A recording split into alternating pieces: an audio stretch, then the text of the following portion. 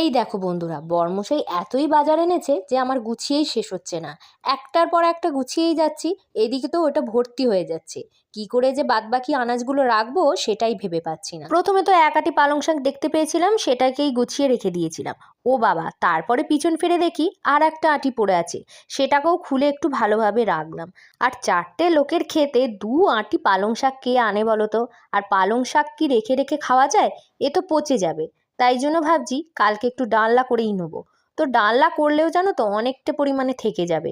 আর এইদিকে জানো তো অনেক কিছুই এনেছে, মূলো, পালং, তারপরে বেগুন, টমেটো, আদা রসুন তো এনেইছে। আর তার সাথে বেগুন, চিচিঙ্গে, শিম, এই সমস্ত কিছু এনেছে। মোটামুটিভাবে ফ্রিজে যে আনাজগুলো রাখবো সেগুলো গোছানো হয়ে গেছে। এখনও কিন্তু আদা রসুন বাকি, তারপরে বাকি হচ্ছে আলু, পেঁয়াজ। এগুলো আবার আলাদা ঝুড়িতে রাখতে হবে। আর এইদিকে দেখতে পাচ্ছ বরমশাই নিয়ে চলে এসেছে মাংস। আর এটা কিন্তু যে সে মাংস